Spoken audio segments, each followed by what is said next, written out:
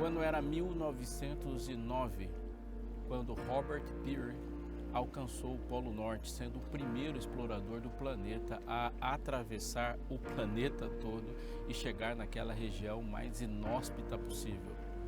Robert Peary se instrumentalizou de muitas coisas, montou uma equipe e ensinou a sua equipe a confiar nele. Afinal de contas, sair de onde ele estava e chegar até o Polo Norte não eram poucas coisas a se enfrentar e a relação de confiança tinha que ser intensa.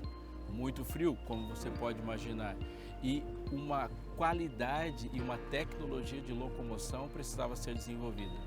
Robert Peary precisou construir o próprio navio, um navio que pudesse atravessar as geleiras e navegar entre nevoeiros e ser mais rápido, mais resistente do que os blocos de gelo que essa região produzia. Em um momento de grande tensão, ao chegar perto da sua grande conquista, ele se levanta de onde estava e vai falar com o capitão do seu navio, aquele que ele tinha dado a incumbência de conduzir a sua equipe rumo ao Polo Norte. Ele perguntou: "Tá tudo bem?" Seu capitão respondeu: "Tá tudo bem, só tô com medo do nevoeiro." E ele disse assim: "Vamos em frente." Ele falou assim: "Vamos desviar das geleiras?" Robert Peary, colocando a mão nos ombros do seu capitão, disse: "Não, nós vamos enfrentar as geleiras." Ele disse: "Eu preferia não enfrentar." E uma discussão começou, mas com o predomínio de Robert Peary, que disse para ele: "Eu construí esse navio e eu o construí exatamente para enfrentar geleiras. Você vai ouvir barulhos, vai sentir coisas batendo no casco, vai te dar uma certa insegurança, mas confie, esse navio foi feito para quebrar geleiras." Como eu disse, em 1909, ele e sua tripulação, atravessando grandes geleiras, chegaram ao Polo Norte. O ano era 1909 e uma frase foi dita sobre um navio, talvez o mais famoso de todo mundo, e você pode não lembrar o nome de nenhum barco do mundo, mas se eu falar Titanic ou Titanic, como o cinema nos ensinou a dizer, você vai lembrar também de um barco que enfrentou uma geleira. E a frase dita é: "Nem Deus afunda esse navio." A confiança no casco era tanta que, diante de uma geleira, essa discussão que Robert Peary teve com o seu capitão não aconteceu. Eles simplesmente se colocaram e enfrentaram. O ano era 1909 e a história do Titanic termina no fundo do mar. E até hoje, lá no fundo do mar, o Titanic ainda causa naufrágios e explosões e implosões. Qual é a diferença? Um confiou tanto no seu navio a ponto de estimular uma tripulação a chegar no Polo Norte. Outros confiaram demasiadamente no seu navio e corpos se espalharam nas águas gélidas do mar. Confiança. A confiança que faz com que algumas pessoas percam a vida, também faz com que umas mantenham a sua vida. Numa relação de confiança, você precisa saber do que está na sua frente e confiar em você, ou na melhor das hipóteses, em quem projetou você e não o barco. Jesus esteve no barco muitas vezes. O mar da Galileia, o mar de Tiberíades, o lago de Genezaré faz parte do cenário das histórias bíblicas e nós entramos no barco com ele muitas vezes. A tempestade os acompanhou, como a tempestade nos acompanha também. Mais cedo ou mais tarde, o nosso barquinho será açoitado pelas ondas. Se você já entregou sua vida para Jesus, convive com Ele, você sabe que algumas vezes a impressão que a gente tem é de que Ele está dormindo enquanto lutamos. Por isso a gente precisa aprender algumas coisas sobre confiança, sobre o mar e sobre o aparente sono de Jesus enquanto a gente atravessa a nossa vida nas águas calmas ou tempestuosas. Abrindo o texto, temos muito para dizer, então não sai daí que a gente já volta aqui no Fé para Hoje.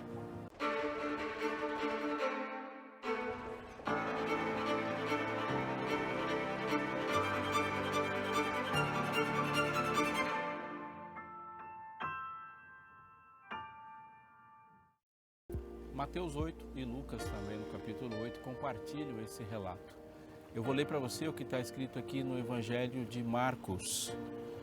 Marcos capítulo 4, verso 35 em diante diz assim: Naquele dia, sendo já tarde, disse-lhes Jesus: Passemos para outra margem. Verso 36, e eles, despedindo a multidão, o levaram assim como estava no barco, e outros barcos o seguiam. A relação de Jesus com o barco e seus discípulos é uma relação natural por duas razões. A primeira é que o lago, o mar, ou o lago de tão grande que era chamado de mar, corta e é muito presente na geografia de onde Jesus desempenhou e desenvolveu a maior parte, se não toda a parte do seu ministério.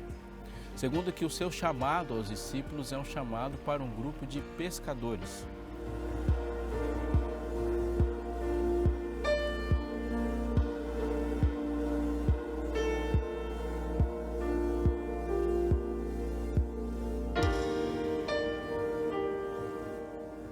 Ao encontrar-se com Pedro, ele encontra com dois pares de irmãos pescadores. André, João, Pedro estavam ali pescando e o primeiro milagre de Jesus na vida daqueles homens, ela se dá no mar. Agora, como uma relação muito próxima da nossa realidade ao lermos a Bíblia, é o chamado de Jesus para aqueles homens saíssem do barco, mas nós vamos ver muitas vezes Jesus entrando no barco deles, que é a realidade de fato, como eu disse, na nossa vida. Quando Jesus se aproxima de todos nós, Ele nos chama a abandonar uma vida sem Ele. E ao abandonar uma vida sem Ele, acontece uma reorganização dos nossos projetos, dos nossos planos, da nossa segurança, dos nossos esquemas, da maneira como a gente vê e quais são os instrumentos que utilizamos para resolver os problemas que se levantam. E é comum. A gente vive numa cultura baseada nas estruturas do pecado. Portanto, é comum que se resolva problemas mentindo e a gente nem percebe. Quando a gente fala de Brasil, existe uma expressão chamada jeitinho brasileiro, que na parte esmagadora das vezes, na maioria das vezes, o jeitinho brasileiro é um jeitinho corrupto. A gente dá um jeitinho que envolve mentir, enganar, trapacear e levar vantagem quando alguém leva desvantagem. Mas não é só esse. Às vezes, o nosso jeito de resolver as coisas não é necessariamente antiético e imoral, mas é o nosso jeito, baseado na nossa lógica. A gente tem critérios em Deus para saber quais são os planos dele, e é bom que a gente coloque um parênteses para, de maneira muito importante, pensar nisso. Você pode estar pensando assim: qual é a vontade de Deus para a nossa vida? A primeira, está na lei? Ofende as regras, os mandamentos, os preceitos de Deus? Passe para o próximo passo.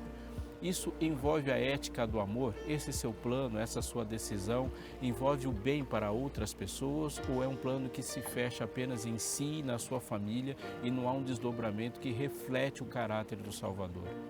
Segundo, isso envolve a proclamação e a salvação para outras pessoas ou é um plano que ele se fecha nesse mundo e vai terminar com ele? Sabe, quando nós colocamos esses critérios assim e ele vai chegar no último, de alguma forma, o meu caráter vai ser afetado positivamente ou negativamente com esse plano.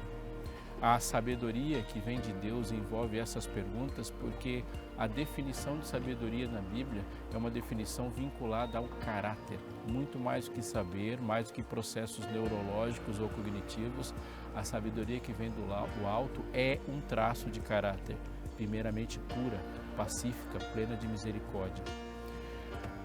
Isso envolve, quando encontramos Jesus, conforme eu disse, uma reestruturação do pensamento e uma maneira diferente de resolver problemas. Quando Deus nos chama para a vida com Ele, Ele muda o propósito, Ele muda o critério e todos passam por isso. Moisés, quando foi chamado, teve que ser formatado do seu jeito egípcio de fazer as coisas para o jeito de Deus de fazer as coisas. Jacó teve que desaprender a fazer as coisas do seu jeito para fazer as coisas do jeito de Deus. Todos somos assim. Deus se aproxima de Pedro, se aproxima dos homens do mar, se aproxima de André, se aproxima de João e os chama para uma nova vida com Ele. E discipulado envolve aprender a viver do jeito de Jesus, ao mesmo tempo que se aprende a desaprender o jeito do mundo. Deus nos chama, mas também acontece de que no chamado, Deus também chama para tirar a gente da nossa área de conforto, mas Ele entra na nossa área de domínio, se assim podemos dizer. Deus entra na sua casa e vai refazendo as coisas na sua casa. Você, quando Deus te chamou, você deu um passo em direção a Ele. E Ele deu um passo em direção ao seu trabalho, à sua faculdade, aos seus estudos, ao seu carro, à sua bicicleta, à sua vida, ao seu guarda-roupa. Deus te tira, mas Ele também avança. Aqui o texto diz sobre esses homens do barco, os homens do mar. Passemos para outra margem, disse Jesus, e eles, despedindo a multidão, levaram assim como estava no barco, e outros barcos o seguiam. Jesus entrou no barco e, ao entrar no barco, eles agora estavam levando Jesus para um destino que Ele determinou.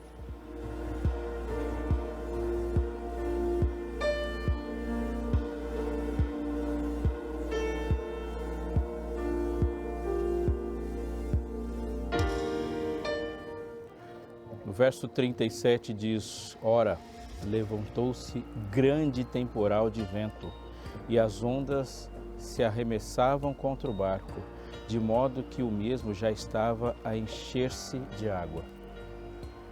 O que você faz quando você está diante de um grande desafio na vida? Você opta pela segurança que você tem nas mãos? Existe uma lógica mental dos nossos preconceitos e mecanismos de defesa. A gente pode perceber quando a Bíblia nos revela, quando ela fala de nós, coisas de nós mesmos que a gente não gosta de enfrentar. Mas a verdade é que nos mecanismos de segurança a gente sempre opta em fazer o que já estamos acostumados a fazer. Quando a gente se perde sem GPS, sem nenhum ponto de localização, sem mapa, o que a gente faz é parar de arriscar e tentar fazer um caminho que já fizemos outras vezes. Quando a gente se perde no caminho, andando, tentando ousar um caminho novo, a gente volta a pé para o caminho que já fizemos. Até os nossos mecanismos de reconhecimento facial são assim. Quando você levanta os olhos para olhar para alguém, a sua segurança em olhar para alguém está baseada em o quão familiar aquele rosto é. É assim mesmo. Você procura o rosto da sua mãe, o rosto do seu pai e o rosto dos seus irmãos em todas as pessoas que vê. E se a pessoa não tiver uma chance, você vai considerá-la uma pessoa hostil, perigosa ou não confiável a você mentalmente, sem que você tome consciência disso. A verdade é que nós encontramos segurança naquilo que estamos acostumados a fazer. Você já se viu fazendo coisas exatamente iguais os seus pais faziam?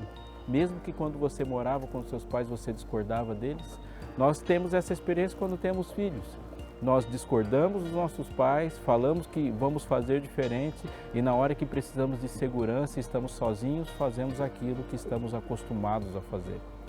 O salmista diz: guia-me pela vereda da justiça por amor do seu nome. Uma vereda, uma trilha, é um caminho muitas vezes percorrido. Ou se conhece um caminho de justiça ou não teremos segurança nele. É a voz do pastor que a ovelha está acostumada que dá segurança para ela. É o colo da mãe, é a mão forte do pai, é aquele lugar de descanso onde a gente volta quando estamos em perigo que nos dá a sensação de segurança. Mas isso também envolve um grande alerta. Pedro se acostumou a ouvir a voz do seu Senhor e foi se acostumando. Judas deu origem, Judas deu vazão e se acostumou a outra voz. A chegar a um certo ponto que Pedro ouviu e ouviu muito a voz do seu Senhor falando com ele. Mas Judas se afastou e começou a ouvir e a se familiarizar com a voz de Satanás. Um dia, no maior desafio da sua vida, Jesus falou com Judas chamando-o ao arrependimento. Satanás também falou com Judas chamando-o à traição. E na hora que ele se sentiu inseguro, ele optou por dar vazão e dar razão à voz que ele estava mais acostumado. Assim é real. Quando estamos nas tempestades da vida, as tempestades tendem a ser sequestrantes. Os pensamentos ficam em alerta, o medo, talvez o pânico, até a fúria, a força do vento, a força da tempestade, a força do mar, a força de algo que é muito maior do que nós, nos coloca numa situação de pequenez e queremos aumentar o nosso tamanho. E aí a gente tenta aumentar o nosso tamanho diante do desafio do mar com os nossos mecanismos de segurança. O que tem sido o seu colete quando o mar se mostra maior do que você? O que tem sido o seu salva-vidas quando o mar se mostra maior do que você? Nós temos a tendência de rejeitar o novo e procurar aquilo que já estamos acostumados a fazer. Jesus estava no barco e o mar se mostrou grande. E a hora é agora de apostar em algo que seja maior do que o mar. Mas aquilo que eles pretendiam ser maior do que o mar estava dormindo. Os remos, a vela, os mecanismos de segurança pareciam ser insuficientes. Amigo, preste atenção. Nós somos dotados de grande poder, grande criatividade, grande força. Deus nos diz que somos feitos à imagem e semelhança dele. E olhando ao redor, na construção do mundo, podemos ver grandes coisas, coisas mesmo de fato fabulosas que esse homem já fez. Desde uma tecnologia de produção de imagem a uma bomba atômica. Você está com o celular à mão? Grande tecnologia, grandes aviões e navios. Mas ainda existem coisas que são muito maiores do que nós. E as maiores delas estão dentro de nós. Ainda não conseguimos vencer por conta própria nossa falta de amor, o egoísmo. Estou falando com alguém que ainda não conseguiu vencer, por mais poderoso que seja, a saudade. Não conseguimos trazer nossos queridos de volta. E olha, não conseguimos lidar com o livre-arbítrio dos outros. Ainda não vencemos muitas doenças, não vencemos as despedidas, não vencemos o pecado. E quando todas essas coisas se levantam diante de nós, precisamos de alguém que se torne e é de fato bem maior do que os nossos inimigos. É hora de voltar os olhos e chamar por Jesus.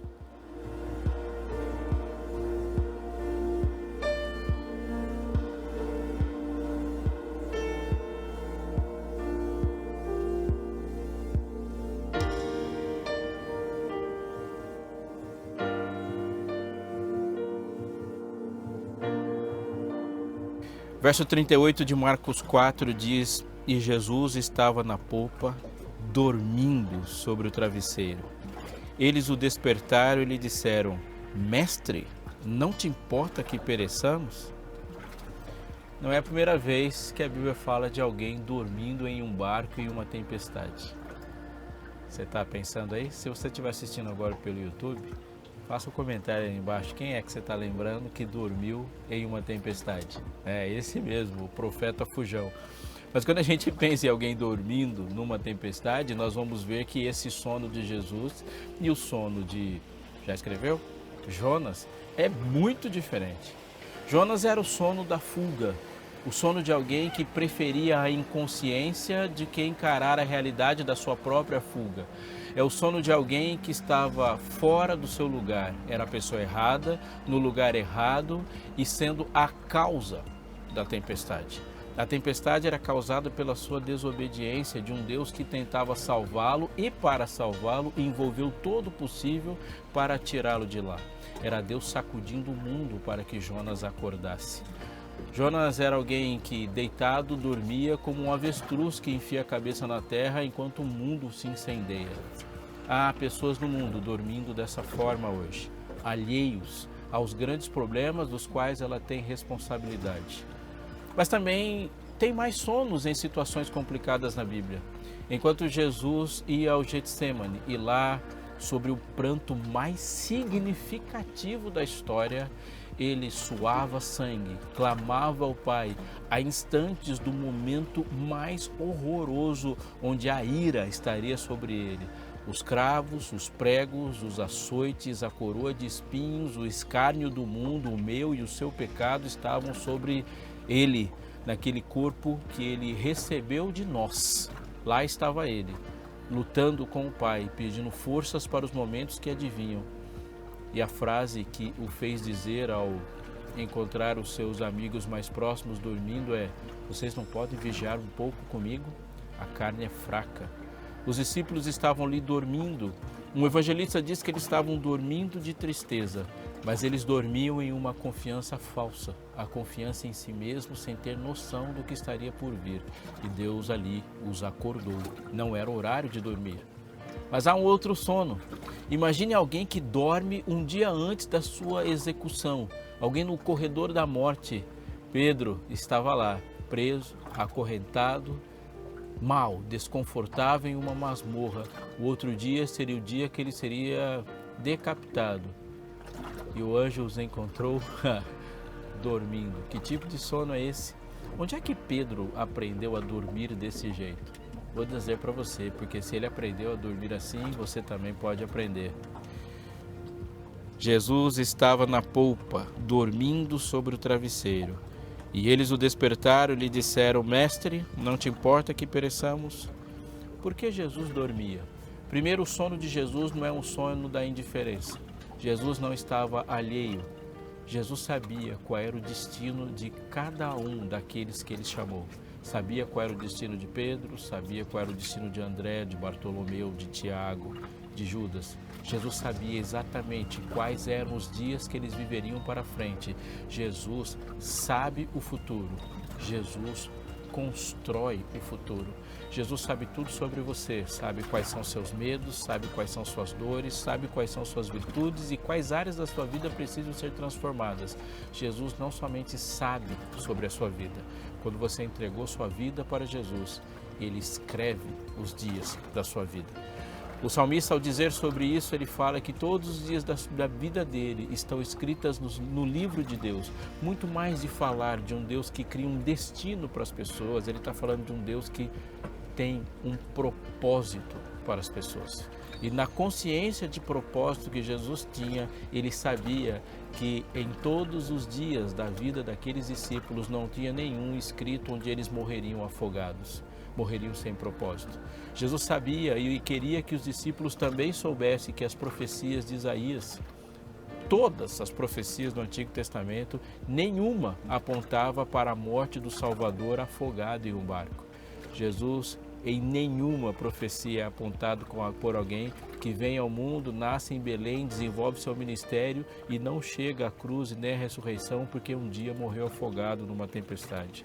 Jesus sabia qual era o seu propósito, sabia o que ele estava fazendo ali e mais, Jesus sabia a origem da tempestade e sabia que o poder contido nele era muito maior do que a fúria das ondas.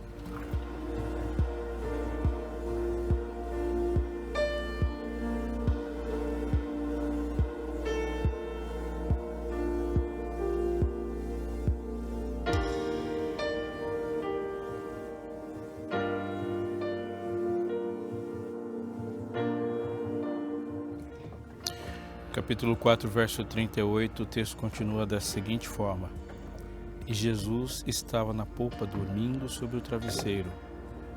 E eles o despertaram e lhe disseram: Mestre, não te importa que pereçamos? E ele, despertando, repreendeu o vento e disse ao mar: Acalma-te, emudece.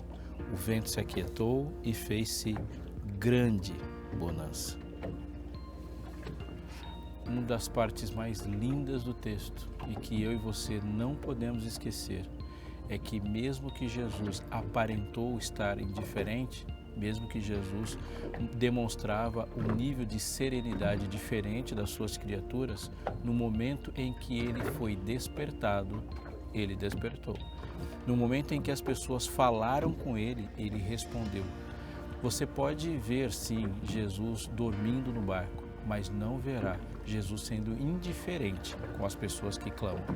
No mar, Pedro falou: Senhor, salva-me. Antes mesmo dele terminar a fala, lá estava uma mão o puxando para cima. É o pai que não deixa o filho terminar a sua oração de confissão e já está o beijando e o abraçando. Jesus é sempre pronto em te ouvir. E será que antes que clamem, eu responderei? Estando eles ainda falando, eu os ouvirei. A Bíblia apresenta um Jesus que dorme num barco, mas jamais apresentará um Deus inconsciente. É certo, diz o Salmo, que não dormita o guarda de Israel. Há pessoas nesse momento que não conseguem dormir porque também não têm consciência de que Deus não dorme. Da sua alta e calma eternidade, Deus tudo contempla e tudo controla. O Senhor está em seu santo templo, o Senhor não está preso num trono no céu, e os seus olhos não estão fechados, os seus braços não estão encolhidos. Você pode estar perguntando nesse momento, então Jesus se preocupa com o quê? E a resposta é, com absolutamente tudo na sua vida. Sobre os fios de cabelo da sua cabeça, ele se preocupa com absolutamente tudo. Pode ser que você já tenha se preocupado perguntando, mas Jesus ouve a minha oração? E a resposta é sim, Ele te ouve. E é tremendamente importante conhecer para termos segurança sobre essa dinâmica de um Deus presente e se comunica conosco, para a gente não se iludir nas nossas próprias ilusões mesmo, nas nossas próprias concepções. Deixa eu aproveitar e dizer algo muito sério para você. Pare, pense, estude e dedique tempo a pensar e a compreender como é a comunicação de Deus com você. Deus te ouve, Deus fala com você e Ele diz como isso acontece para te dar segurança. Dá uma olhada aqui para mim. É algo que eu já disse aqui nesse programa e vou dizer de novo para você. Quando a gente para e estuda e entende como Deus se revela no texto sagrado, conhecendo-o, a gente tem muito mais segurança. O texto bíblico diz que o Senhor Deus não fará coisa alguma sem primeiro revelar seu segredo. Sim, Ele se comunica com você, da mesma forma que quando você vai ao médico e ele te explica as etapas do tratamento, você tem muito mais segurança. Quando você está num problema de saúde e o médico que te cura passa o tempo todo te visitando e conversando com você, você tem mais segurança. Jesus, o médico dos médicos, passa o tempo todo falando com você. Só precisamos nos habituar com a linguagem dele. Você pode fazer algo decisivo para a sua vida agora. Quer pegar seu telefone e ligar para Novo Tempo. Sim, ligar para cá ou simplesmente mandar uma mensagem. Você não precisa falar com a gente se você não quiser. E você pode também não fazer nenhuma dessas coisas. Você pode entrar no site e digitar. E por que eu estou te chamando para fazer isso? Para você aprender de Deus. Ele diz, aprendei de mim, que eu sou manso e humilde de coração, e achareis descanso para a vossa alma. A resposta final da sua vida, quando você compreende a voz do Salvador que fala ao mar, mas ele fala ao mar por você, é a mesma resposta dos discípulos que no final do relato perguntaram, quem é este? Quem é este que até o vento e o mar os obedecem?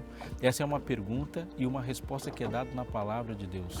A palavra de Deus é a coisa mais poderosa que já tivemos contato. Ele falando, o mundo surgiu. Ele falando, o mar se acalmou.